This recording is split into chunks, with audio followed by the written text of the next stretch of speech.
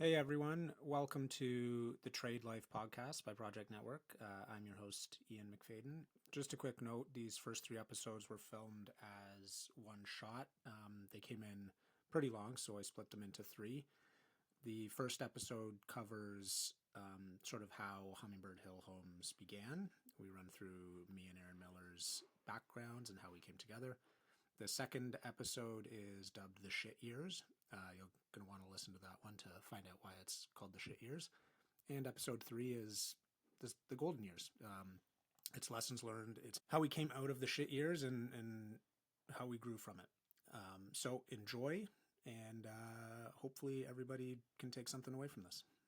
All right, everyone, here we are. Very first episode of The Trade Life by Project Network. My name is Ian MacFayden, CEO and co-founder of Project Network and co-founder of Hummingbird Hill Homes. I am here with A-Dog, Aaron Miller, my partner in crime at Hummingbird Hill Homes. Aaron, you want to introduce yourself real quick? Yeah, so as Ian said, my name's Aaron Miller. I am the co-owner of Hummingbird Hill Homes. Prior to that, I was in a bit of a corporate job that I'm sure we'll get into, but I'm now living in Muskoka and running our Muskoka division. Awesome. So Hammer and Hustle, new podcast. Me and Aaron came up with this idea kind of as we're developing and as we're getting ready for launch of Project Network. The goal for today is to kind of run through the history of Hummingbird Hill Homes. We want to talk about just openly, because we feel like there's not enough sort of open, honest conversation in the trades, right? There's a lot of sort of fluff and, rainbows and butterflies and everything's wonderful, but like it can be a dirty, greasy industry, and we've been through a lot of shit, and we kind of want to talk about that journey and how we ended up where we are today. How a lot of those experiences ran into developing Project Network and the idea behind Project Network, which is really meant to be a place for trades to come and have a community all to their own, an online community that allows for networking, mentorship, learning, sharing, and then all of that underlined with a really simple sort of recruiting basis. Mm-hmm. The general goal for this podcast is to, as I said, we're going to run through all of our experiences, and then all of our subsequent episodes, we want to feed off of different topics within there, because we feel like there's a lot of sort of educational components that people might be interested in different aspects of. You came from outside of the trades, came into it a bit later in life, so you've got a lot of experience there. I'm sure there's people in that bucket. I did some stuff and then went through and became an apprentice and learned and went through that whole kind of thing. We partnered, we started a company, we grew the company, we lost a lot of money, we had some really bad hires, like we scaled the company, we expanded, like we had branding things, went through a lot of experiences. We've had some lawsuits along the way, right? Like we've been through some shit. And where we are now, we have a very successful company that by and large is run by fantastic managers, and it's allowed me and Aaron to take a bit of a step back from the daily operations. As I mentioned, I'm not really involved in Hummingbird on the day-to-day at all anymore. I'm really focused on growing Project Network, and all of that is because of the systems and the people that we've put in place to grow and help Hummingbird thrive, right? So Mm-hmm. I think that's sure the general goal for today. And then in the future, we'll have accountants on, we'll have lawyers on, we'll have other, popular people in the industry on to talk about different aspects of whether it's going out on your own, surviving trade school, right? Surviving being an apprentice, what to do if you're like flipping a house and the market turns, right? Your first hires, because those can be a scary thing, how to go from 0 employees to 10 employees, how to go from 10 employees to 60 employees, right? And how to kind of scale along the way. So those are all the topics. We're going to have all of this available on Spotify for sure. This is my first podcast, so we're going to figure this shit along the way. We'll kind of see what happens. We're going to do Spotify for sure. I think there's other places where you can do podcasts. I don't know. We'll sort that out. And then YouTube. We're going to put a lot of the digital content on YouTube. Once Project Network is at scale, we plan on having a micro learning environment within Project Network, and that's where all of these things will kind of get pushed over and become courses within Project Network. Right. Yeah.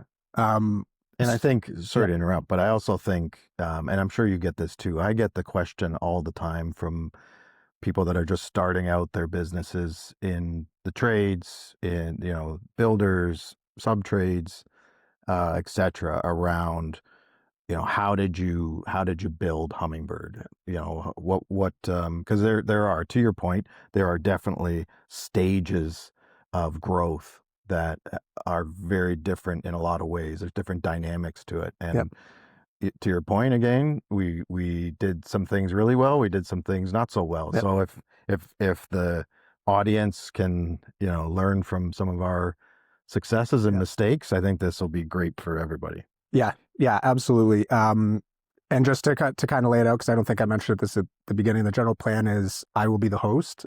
So today we're not going to gloss over everything, but we're not going to go into intense detail on any one thing. The goal really today is just to give that overview of Hummingbird.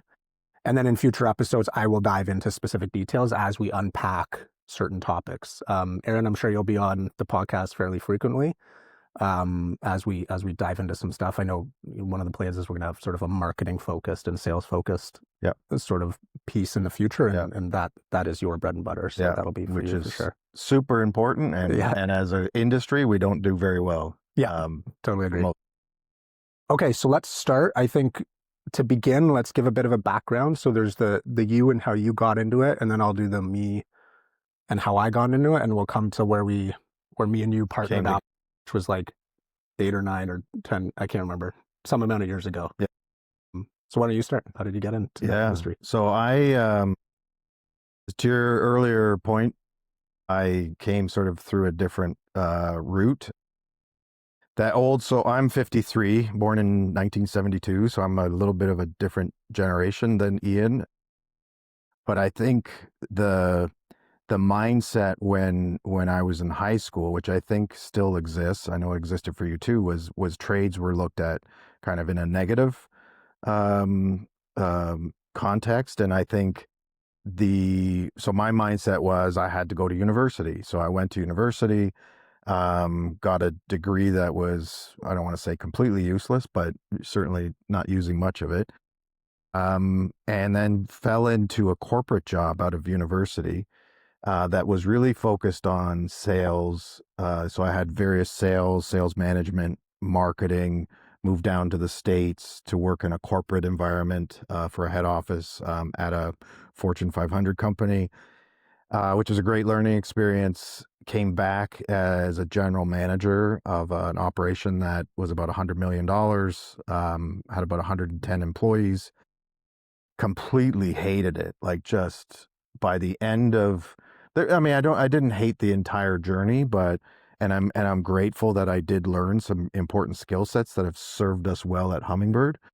But that corporate senior management, the travel, just brain dead following of instructions was I had four years where I just sort of died a little more every day, and then eventually just couldn't do it anymore. And one of my really good friends, who's an architect in Toronto, when I decided I'd had enough, I went to basically partner with him, and which was a really good experience because I understood process, I understood project management through kind of my previous experiences, but now I could do it with a design lens, Mhm. so to speak. And I got to learn kind of where architects, how they view this process of creating a design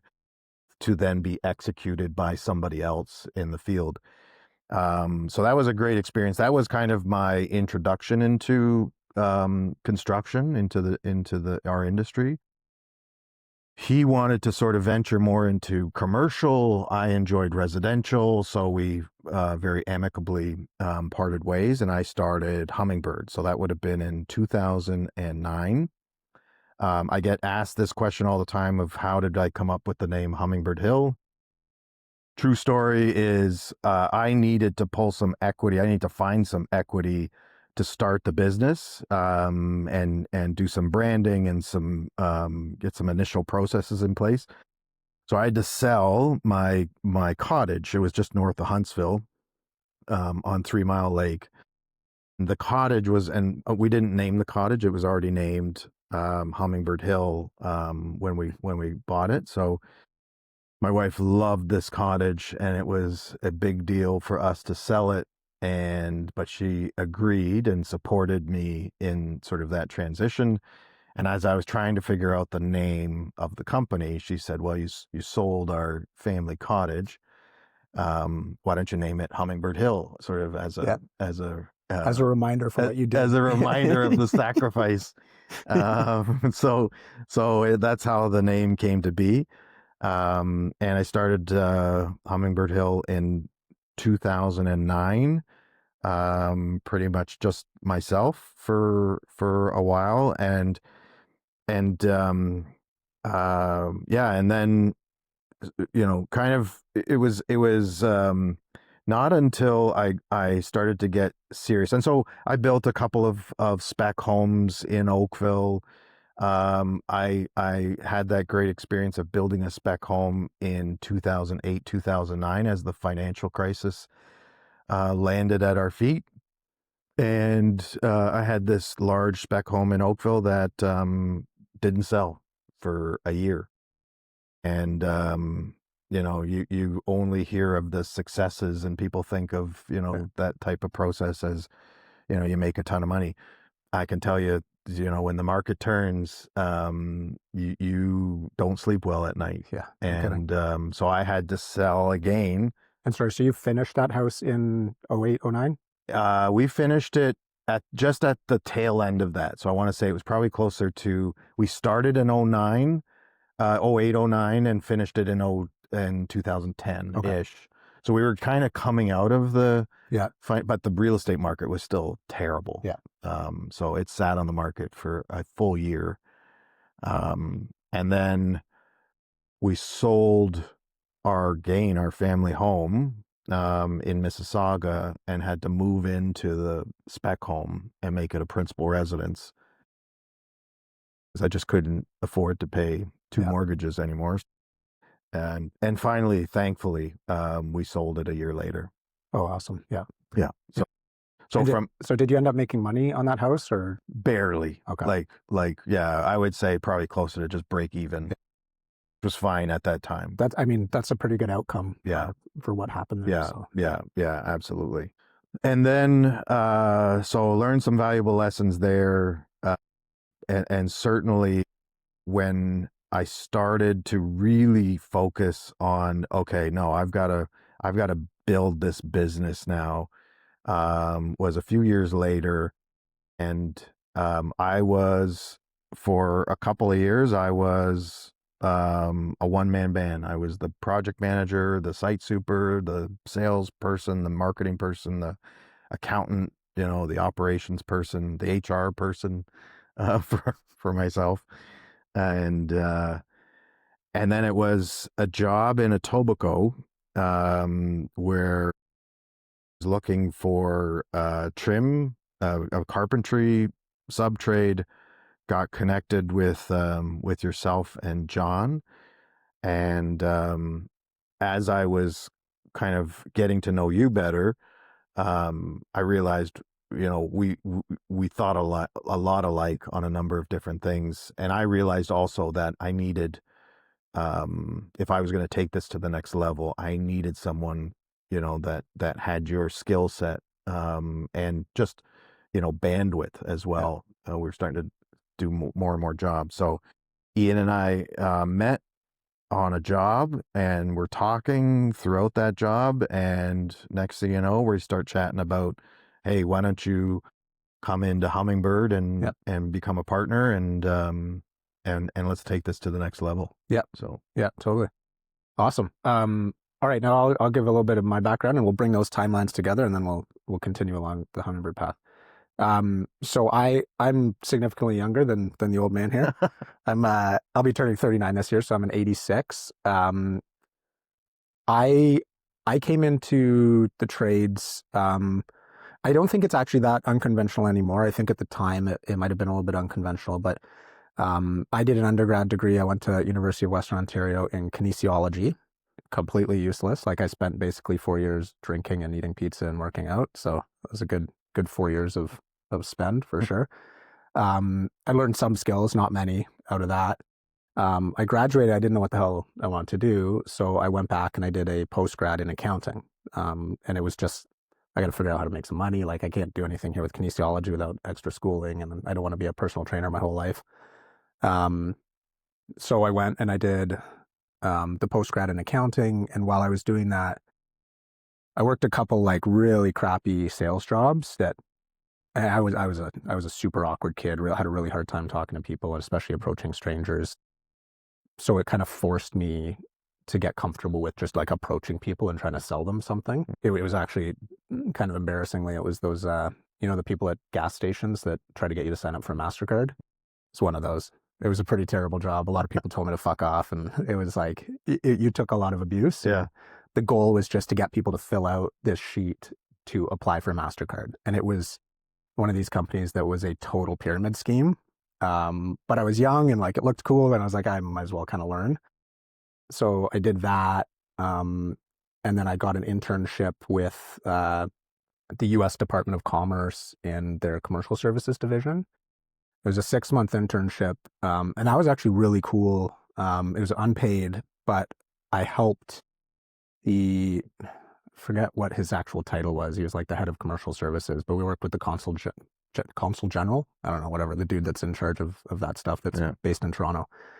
And I got exposed to a lot of really high up people in really big corporations. The mandate for that organization was increasing trade between the US and Canada. So there was a lot of really cool exposure there. And as I was doing that, and I'm going through to do my CMA at the time, which is Certified Management Accountant, and I was killing it in that, like good trajectory sort of on that accounting piece. I was sitting there in that office and I was like, this is actually a pretty good office experience. Like I had a window, right? Which I hear is very rare. Yeah. Until you get like high up. And I was this young kid. I had a window sitting there. I was right on university. It was actually like a pretty good office. And I was sitting there. I was like, I fucking hate this. Like I cannot do this for the next 40 years of my life. And I've got a window. Like I'm sitting there and I can look outside. Like imagine being in an internal cubicle or something. Like there's no way I can do this. So being me, and I've become known for this. I had my CMA exam scheduled and I just never went because I was like, burn the ships that brought me kind of thing. I was like, I can't go back from this decision. And I kind of did it. And I was like, well, I guess I'm not going to be an accountant anymore. Yeah. So I had like an early life crisis. I was 25 years old. I had no idea what I was going to do with my life. I hadn't like developed any real skills and I had no prospects. So I looked around and I was like, maybe I'll just, I'll learn a trade. I've always been interested in carpentry. I'd love to like one day just move into the woods and build my own house, right? Like that's kind of like, I'll just learn how to build a house, right? And I'll just do it for myself. So I did a pre-apprenticeship course that was hosted by the Toronto District School Board. And it was like a 3 or 4 month thing, where I went in and it was like learn how to use tools, learn how to not cut your hand off, right? Learn some really basic stuff so that you could go out and get a job. It was a fantastic program. I don't know if it's still available. Anyone in the Toronto area, like look it up if you're interested, because it was a brilliant program in terms of preparing me for a real job. In that class, I actually met a guy, Dave. We became good friends, started portaging together, and we actually built a cedar strip canoe in that class. So my first like real carpentry project was building a cedar strip canoe. We named it Pocahontas, etched into the side. I actually still have it. It's beautiful. Dave like moved out to Manitoba, so I inherited it. Dave, if you end up watching this, probably super low likelihood, but like I got the canoe. It's still doing good. Thanks. So after that, I went, what happened after that? Oh yeah, Dave got a job somewhere and I was having a hard time finding a job. He had this connection and then I asked him if the guy that he got the job from had any more space. And he, luckily enough, what year would this have been? This was probably like 2011, 2012, something like that. Luckily enough, he was still hiring. So he brought me on because he just needed some labor and I got stuck underpinning for 6 months. It was pretty good. I was like, I'm going to be a carpenter. And then I underpinned for 6 months and there was no carpentry at all. I remember after the first underpinning section, Matt, who was my boss, fantastic boss. I'll talk more about him because he was a great example and I learned a lot from him. I remember he had me underpinning, um, and he just had me down there, and there was just this random Irish guy. He hired a lot of Irish guys. He had some connection, brilliant workers. Um, and we were digging out, and we did the first section, and then he brought this guy in to pour it. And Matt's like, "I want you to watch what he's doing." Mm-hmm. And I'm like, "Yeah, okay." Like I'll watch and kind of learn, whatever. And we formed it all up. And this was back in the days where like we wheelbarrowed everything in, like, and it was like you had to set it up with a little notch so that we could pull it off and non-shrink grout it after. And I remember the day of the pour so well. The guy that Matt had hired to come in was such a good worker. He knew his shit. Like this is what he did. He was so fast. I remember his shovels were so worn out that it was like maybe this big. Like it was, the Irish guys called them the shovels with the pointy end, right? So it was a rounded shovel, but he had worked it in so much it was like half its normal size. Really? Like I've never seen that done to a shovel before. Yeah. But this guy he crushed it. And he had this worker with him that was just this like full-blown alcoholic that was like strung out and drying out while he was doing this pour.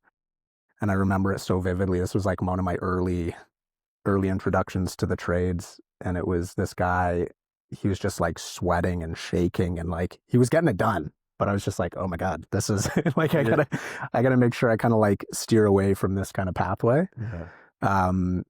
And so we did the pour, it ended, and Matt, he comes to me, he's like, "So do you think you could do that?" And I was like, "What do you mean?" He's like, "The next pour, do you think you can run that?" I was like, I don't know, like I guess so. Like it seemed easy enough. So sure enough, the next pour, Matt just has me, he sent me another laborer to kind of help me out. But we formed it up and we did the whole thing, and then I became the underpinning guy for 6 months, apparently. So I was like, okay, I guess that was where we we're going. And then I remember, and I still kind of feel bad for this, and this goes back to Dave, which I think honestly, it sounds like he had a good sort of change of career paths here, a little foreshadowing. But I remember I spoke with Matt, and I was like, "Hey, is there any way that you could apprentice me?" Because I was really interested in getting into that apprenticeship model, get a red seal, all that. And Matt said, "Yeah, no, sure, no problem. Like we've got a couple red seals and they can like mentor you. You get signed up." And then about 3 hours later, Dave calls me up. And he's like, "Dude, Matt just let me go." It's like, "What? What do you mean? Like what happened?" And he's like, "I don't know. He just like told me he didn't need me anymore. He let me go." And I immediately made the connection that as soon as Matt decided he was going to apprentice me, he said, "I don't need Dave anymore. Like I'm going to get rid of Dave." And that was a bit of a kick in the nuts because like Dave was my good friend and like he had got me the job and I felt like I had sort of got him fired in a way, like inadvertently. Yeah. He ended up landing on his feet and getting a really cool job in the fitness industry out in Manitoba, moved out there, and I think he's doing super well. So I think it all ended up working well for him. But I might remember at the time it was just kind of eye-opening in terms of how the industry works, kind of the cutthroat nature that it can be sometimes, and the way the apprenticeship model works, which we'll talk about and we'll go into more detail in future episodes for any apprentices listening and people that are trying to get into it. But then, so I worked with Matt for 3.5 years, something like that. My mentor, a guy named Kyle, he was hands down one of the worst people that I've ever had to deal with. Like he was just straight up abusive. I don't know. I think there's it's more common in the industry than I think it should be, and I think that probably needs to be talked about and sort of brought to the forefront. Just especially for people and young people that are getting into it to understand like what to expect and to know that it doesn't have to be that way. Yeah. Kyle, he sucked. Like he was mean. He was actually a pretty good carpenter. I'll give him that. It was like one of the positive things that I would say about him. One of the very few positive things. The only reason I stuck it out, actually two primary reasons. One of them was I had no idea. I came from a background where my family was all sort of like working professionals, academics. nobody was in the trades, right? There was no like explicit the trades are garbage, but there was nothing supporting, hey, the trades is a good career path. It was like, no, you go to university, you get a degree, that's the right thing to do, right? And that was kind of the pathway I followed. So I'm in this job, going every day. This dude's just like shitting on me, making fun of me, calling me names. Every now and then I'd learn something. And I just had no other options. You're stuck. I was stuck in that job, Mm-hmm. right? And I was getting my hours, so I was like, fuck it, I'll keep going through. There was a couple other people in the company that were very nice. The guy that I ended up learning the most from, and the primary reason I stuck it out was because I could learn under Jimmy, who's actually one of our carpenters now. I was able to, we'll get into that kind of later, but we were able to steal him eventually from Matt, and he now works for us. And I learned so much from him, and he was just such like a gentle, kind person. Awesome dude. He's just like, your words kind of thing, like salt of the earth. Like he's just like a nice human being. Totally. And he was super good at teaching me, and he was patient, and I learned a ton from him. I think kind of fast forwarding a little bit as I went through and I got my red seal. Me and my wife weren't married at the time, but we bought a house on Boone Avenue, St. Clair. No, not St. Clair. It was close to St. Clair for people that don't know Toronto super well, but technically Rogers Road in Dufferin, a little area called Corso Italia. And it was a tiny, tiny little bungalow. 11 feet wide was the house. The property, I think, was 14. It was either 14 or 16-foot wide property by like, it was like 110 deep. Like it was pretty deep, but it was one of these like super narrow bungalows. I think it was like 500 or 600 square feet or something like that. We bought that, and I told Matt I want to go out, not necessarily on my own. I wasn't intending to start a company, but I wanted to flip the house. I wanted to do something to it. It was like this thing was a piece of shit. Like it was barely livable. Like, you know, if you ever got Leanne on this podcast, she'd probably talk about some horror stories with building that thing and living through it, right? We were young, we had no money, and it was like, we just got to figure this thing out. We bootstrapped the whole thing. But Matt, I just want to give a little bit of plug for Matt before I move on too far here. Matt was just a fantastic, fantastic boss. He was firm and like angry enough when he needed to be, right? If shit wasn't getting done properly or people weren't being efficient or costing him money. But he was also incredibly generous. He was incredibly nice. I remember once a year we would do field trips. I remember there was one day, it was like, we got a good amount of snow, and he was like, everybody, we're doing a field trip on Thursday. You guys all get yourselves up to Horseshoe, and I'll pay for it. I'll pay for the day. You just have to get yourself up to Horseshoe. For a little day of skiing. Yeah. And we're like, okay, that sounds fantastic. Like, what a cool boss, right? And he'd throw these just epic parties where everyone just had like a blast, and he was always the last man standing at them, and he had so much fun. He ended up retiring, did really well, I think, with flipping houses. Last I heard, he's moved out to like New Brunswick or something like that. But he was an incredible boss, he was one of those guys, like, he didn't directly mentor him, but I think I modeled my early behavior with Hummingbird after how he ran his company, because I respected him so well. I remember at one point with the company, it was while I was kind of griping about Kyle, one of the other guys was like, Matt is such a good boss. You got to keep that in mind, because you don't know what you're going to get elsewhere too. Even if you can find another job, like, who knows what it's going to be like. Right. And this stuck with me right until like we started, and through a lot of the years. One of the positives that he told me was that he'd been working there for 4 or 5 years, and he'd never missed a paycheck. I was like, what do you mean? And he was like, Matt has always paid me. And I was like, is that special? Yeah. Somehow? like, what do you mean? Is that like a good, like, yeah, I don't know. Sort why? of expect. Yeah. I kind of expect to be paid if I'm working. And he kind of explained to me and, illuminated the fact that, like, with a lot of companies, no, like, you should get paid eventually, but a lot of times it's late, or like it might be a short pay, or like who knows what's going on with the company, but it was like a common experience. And a lot of the guys echoed it. And it was like, yeah, no, like, it's actually kind of rare, the fact that Matt has paid us our full paycheck every single time for like 4 years. I was like, oh my God, that is a low frickin' bar. but okay, like we'll take it, right? So anyways, so we coming back to the house, we bought the house. I was just going to underpin it because I knew underpinning super well. It was like an underpinning star. And I had this little, he was a tiny, he wasn't even an architect. I think he was like a BCIN kind of,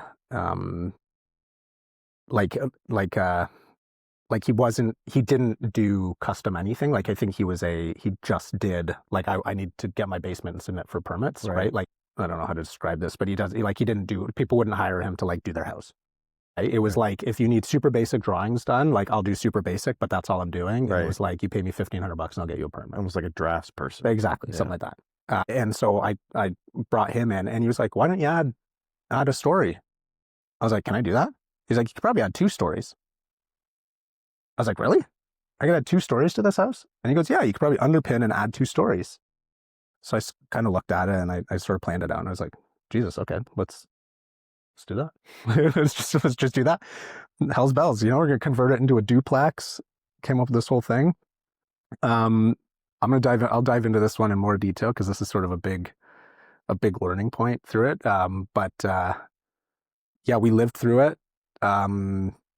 Ripped the roof off. I remember one night being up on the roof, sweeping water off the tarp, and as water was like dripping in to our living room, and my wife Leanne was just, she was not having a great time, a little upset with our decision at that time. I think it all worked out all right though. It turned out for us. But there was some dicey moments there for sure. And yeah, it was similar to your experience. Like there was a couple points there where it was like, holy shit, we are overextended. Like, are we going to be able to do this? But we hustled, we worked 80-hour weeks, right? Like I was trying to make money and work on the house. Leanne was working 2 jobs. Like she was working 12, 14-hour days to help pay for everything. During that process, I brought in my buddy John, who I had actually met at trade school because I needed help with the framing because I'm not a great framer, disclaimer. I'm a renovator, trim carpenter kind of guy. So John came in and we started framing, and then we started picking up little side jobs, which I think is where that's how me and you first got introduced. I think John was the one that I hired John to do some framing. And maybe it's just back framing. It was back framing. Yeah. And so we did that at that house in Etobicoke. Yeah.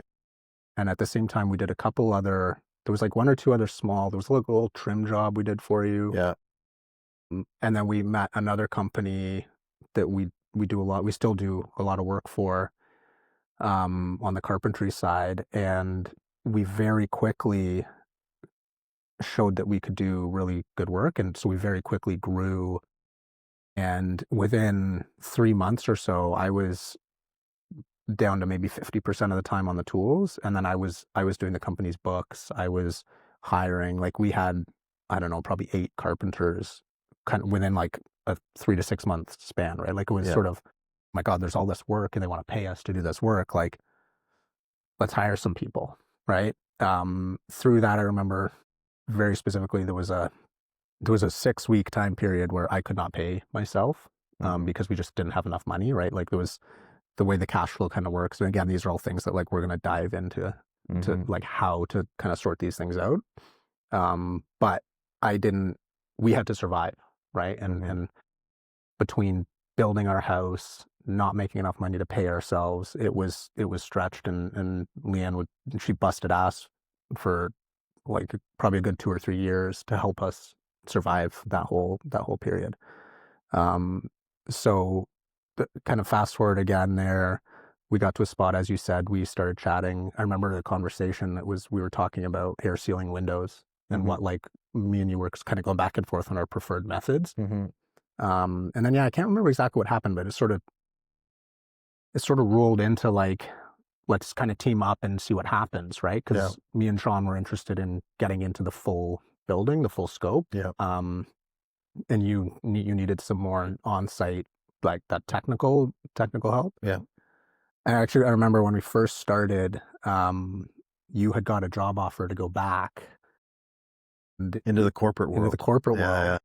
And we were just starting out, so we didn't have much money, right? And there was the 3 of us, and you were like, okay, like we don't really have money to pay all 3 of us. So you were like, I'm going to go do this thing for a bit, and you and John, like, let's see if we can grow it, right? And Yeah. let's give it we'll see what happens. I don't know. It was like 2 months later, maybe. We had maybe 2 jobs on the go, something like that. That me and John were kind of trying to run, we're trying to manage. And you call me up and you're just like, dude, I fucking hate this. Yeah, I like, can't do this. Yeah, I was like, I can't do this anymore. Can we afford it if I quit and come back? I was just like, I don't know, dude. Like, we'll figure it out. Yeah. Right? Like, if you hate it, like, just come on and we'll figure it out. Yeah. Right? And then we had the, I can't remember if it was right then, but it was, do you remember if it was right then when we said, like, okay, no, when you first came back, you took over project management for a little bit. Yeah. Yeah. Right? Yeah. We were starting to get some bigger jobs. Yeah. And I remember, like, you and I, it took a little bit of time for you and I to figure out our roles. Yeah. Right? Like, Yeah. you and I in the beginning, I think we were going to kill each other. Yeah, we butt heads a couple times. Yeah. And we're both very stubborn, Yeah. but which I think is good. And I think people need to realize that if you're partnering, if you've got sort of partners in your company, there is going to be some of that butting of heads. Yeah.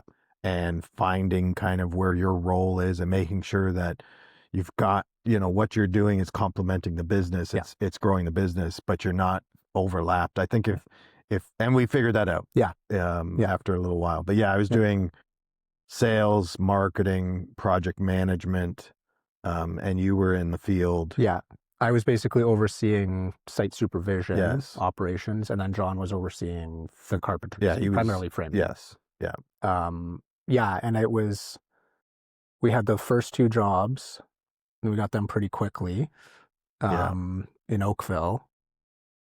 And then you remember, I think, Although, like, do you remember the one we had on Roslyn, where we were? That was questionable. Yeah, like I was knee deep in concrete, doing a concrete floor. Yeah, thinking to myself, "Holy fuck!" Yeah, like I I don't know if we made the right decision.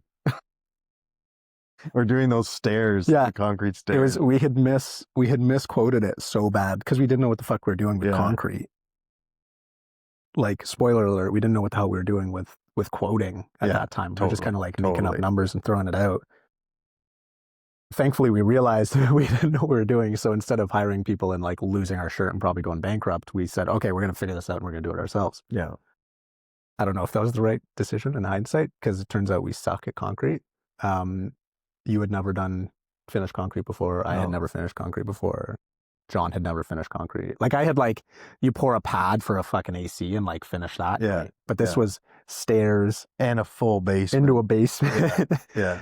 And it was, I think we did a pretty good job forming it up, right? Because that's carpentry. Like, me and John, between us, understood that. We did the ICF foundation ourselves, which actually went okay. Yeah. We had a minor blowout, but it was early enough we caught it. And that was a bit of like, oh, fuck, what did we do kind of moment, and a realization that we didn't know what we're doing. Because we did the Nudura course, and then we're like, oh, yeah, we know how to do ICF. Make sure you get some experience before you do ICF on your own. But we hired a guy. We hired him as a carpenter. I forget his name. I don't know if you remember him, but just prior to the pour, he had mentioned that he had some experience finishing concrete, or he had done it before. And we're like, all right, you're going to be with us. Yeah. This guy didn't know what the fuck he was doing either. Yeah. We were all down there. We bought a bull float. I didn't even know what a bull float was before that job. And I was like, oh my God, we got to go figure out how to do this. Like, I don't know. I probably found out about it in like Fine Home Building or something. I was like, we need this tool. Like, where do I even buy this tool? Like, I guess Home Depot, maybe. I can't even remember where I bought one. And it was, the slump was too high. It was drying too fast. It was drying so fast. And we got into a panic. Oh my God. We were like spitting on the floor to try and add moisture. And you're just like screeding it, and it's sticking to the bottom of the trowels. And it's just like, this is horrendous. I think the product that we left is like embarrassing today, looking back. Hopefully the homeowner's not going to see this podcast. Yeah. I mean, if they do, we're sorry. We are very sorry. Anyway, but I think it was a good experience. It was a good experience. Yeah. And it sort of like, throw yourself in the fire and figure out what you're made of. Yeah. Was one of those moments. Yeah. And looking back, like, I feel bad for the clients, but it was functional. It worked. Oh, yeah, and, yeah. and there's an Yeah, aspect of like they got what they paid for. Yeah. It Yeah. was Because they didn't pay cheap. much. They didn't pay much. So like it was I think a win-win, right? Yeah. They got a functional space that worked. There was nothing structurally wrong with it. It was just god awful Yeah. ugly. It was and an we learned. it was an important project for me because it was a bit of a come to Jesus around, okay, no, this is not what I envisioned. Yeah. So for me, I really started to reflect on, okay, if we're going to take Hummingbird to a level that I kind of envision here, how do we differentiate ourselves? How do we start to like function differently? Because there's a ton of builders out there, Yeah. right? And if you really listen to them, if you put yourself in homeowners' shoes, by and large, they all say the same thing. Yeah.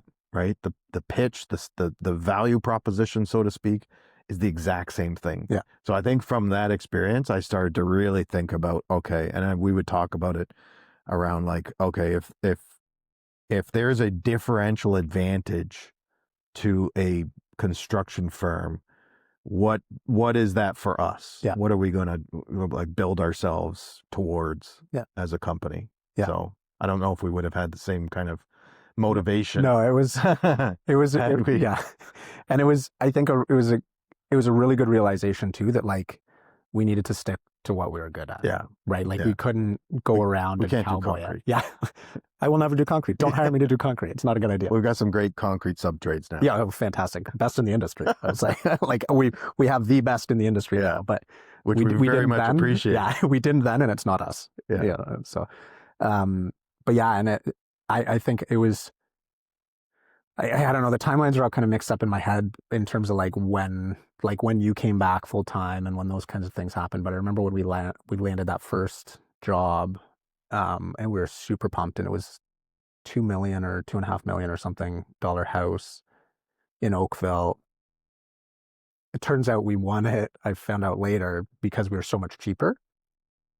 And it wasn't the construction costs that we were so much cheaper on, it was the management. And it was primarily because we didn't carry site supervision.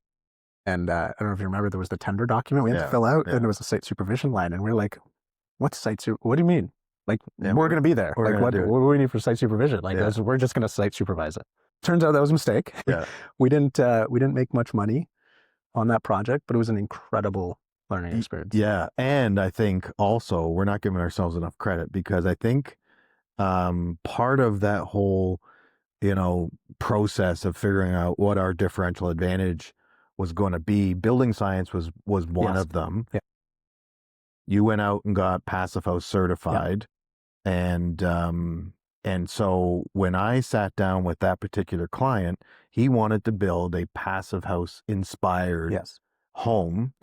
And I at that point, I think we were starting to figure out what our differential advantage was as a builder. And I believe, yes, we were cheaper for sure, but I also think we connected with him better than the other options as well. Yeah. So I think it was valuable for a number of reasons, including that was the first time I was like, ooh, there's something here. We've got something. Yes. Yeah, totally. Yeah. And no, that's a fantastic point. I think that was, and maybe even backing up a sec, I think the initial connection that we made, right, was around ceiling windows. Mm-hmm. But it was a little bit bigger, and it was around the idea of progressive green building practices, right? Yeah. I became really interested in sort of that idea of green building through my apprenticeship, and then it turned out you were also interested in them. And I think you had done some early marketing around it, even before we had teamed up. But it was coming together on that project where we realized that like there's an underserved market here, because this was, what year would that have been? 2017? Yeah, it was like, 2016, 2017. Mm-hmm. It was about... And like back then there was like nobody did it other than Passive House builders. Yeah. Right? Like you Which had is to like a little niche. Just super niche, yeah. Like Green Building Advisor, if anyone's familiar with that website, like that was it. Nobody else barely even talked about it. There was a little bit of stuff every now and then in Fine Home Building, but in terms of the broad market and the appeal, there was none, right? Like very underserved. We definitely made that connection And to be fair, I think on the site supervision thing, like I think our original plan was to just do that job and it would have been fine because I would have just been there. Yeah. But what happened was we got that job and like a month later we got another job. Yeah. And a month later we got another job. Yeah. And then a month later we got a job down in St. Catharines. Yeah. And we just kind of said yes to all of them. Yeah. And it was like, oh fuck. Yeah. I was like, I can't manage all 4 of these jobs. And then like I was still doing the books. I was still doing the back end. I think there was a point there too. I think it was around this time where me and you had that chat where it was like, Aaron, you're crushing it on the sales and marketing thing. I can manage the project management. I think we can blow the roof off this thing if you go out and you go 100% sales and marketing and develop that customer experience. And I'll do operations. Yeah. And I think that was really where you touched on it earlier. It took a bit to figure out our lanes. I think that was the point where we were like, these are our lanes, right? Yeah. You were the outside man. I was the inside man. And that was kind of how we treated it. Totally. But that growth, I think I remember it was 4 jobs within a couple months that they all started quickly.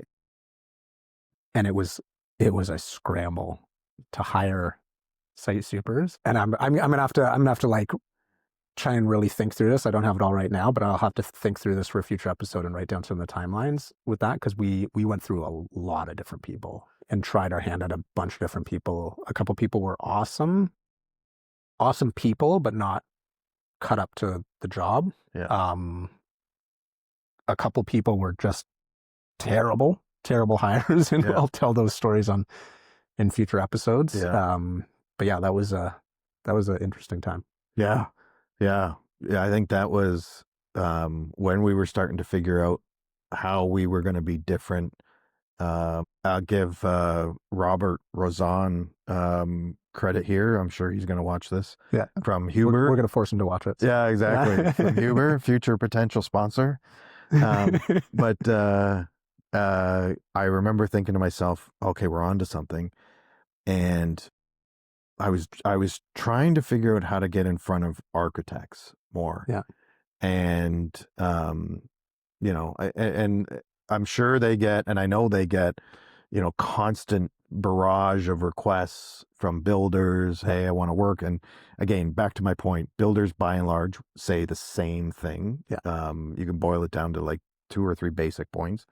So again, trying to be different, I thought, how do we add value for them? And at that point, the whole conversation around the building code was starting. There was a conversation around continuous exterior insulation, zip, or maybe it was just zip sheathing at that point. It was just being introduced. It wasn't even technically certified for Canada. Yeah. We ran into it on an early project. Yeah. And I called up Rob and we chatted, and I said, what about doing lunch and learns for architects, where I'll bring you in, you can sort of talk about zip and you can talk about the building code changes that are upcoming, et cetera, and we can talk about kind of Hummingbird and being kind of really geared towards building science and health and wellness when we're trying to figure out our messaging. And Robert said, yep, let's do it. And sure enough, we got in front of a bunch of architects, added value to their teams because we were providing them information. And that's when it was just like, it started to roll. Yeah. And it was around this time, as we were hiring people, I don't think we'd hired anyone else yet. We had a couple site supers, and we went and we got that office, right? Because prior to that, we were just working out of our trucks in our homes, and we said, okay, we want to present a more professional image for prospective clients, architects, whoever comes to visit, and just a place to grow into, because we're confident in our ability to grow. So we got this office that was, I can't remember, I want to say, Mel, our finance manager, is probably going to listen to this and she's going to punch me for getting the number completely wrong, but I want to say it was like $3,000 a month or something like that. Oh, I think it was less. Was it? Yeah. It was super cheap? It was super cheap because it was like a really awkward space. It was it was big, but it was awkward. Yeah. It was very open. And we had Tony give us some like color stuff, and we had that crazy light. Yeah. That I think we got for free. We got for free. Super crazy. Yeah. But it was kind of cool. It had some green in it, so it like worked with the branding. I remember we signed on the dotted line for that lease, and we're like, man, 6 months, 12 months from now, it's going to be just me and you fucking staring at each other in this empty office. Like we need to grow. We need to hire some people. Yeah. And I remember my very first hire in that office was Saeed, who is still with us today. And we hired him originally to be a project coordinator. I can't remember if we called it that at the time, but it was essentially a project coordinator. Mm-hmm. And the idea was to give me a hand with some of the project management stuff so that I could focus more on the field. So we did that. And then very shortly after, we hired Mel, who is to this date our finance manager. This is actually a good one. We hired I'm not going to go into details here because this is going to be a very good standalone, probably a series, because it's an incredibly important thing for people going out on their own. We hired a third-party accounting firm, bookkeeping firm, and they fucked our books. Completely fucked them. I don't know what happened, but I started looking at them. It was like, holy sweet Jesus! Like there was double counting happening. I remember I looked at once and it said we were in the negative like $800,000, which we weren't. I was like, we haven't even billed that much. Like, there's no possible way that we could be negative $800,000 at this point. So I started looking, and there was like double, triple counting things. Things were getting booked. So I was like, oh my God. I put out an ad, and I should probably point this out. My wife, she's our HR manager now. Prior to coming to work for us, she was an HR manager previously and actually worked for recruiting firms. So most of the recruiting by this point was kind of done and spearheaded by Leanne. And then I would do sort of the final interview to make sure they were a cultural fit. But we found Mel, who again, to this day, she's our finance manager, and she just lives and breathes Hummingbird and is like one of the most loyal employees. But she came in and immediately was like, this is a mess. Like, I'm going to have to spend months cleaning this up, but trust me, I got this. And I trusted her. We trusted her.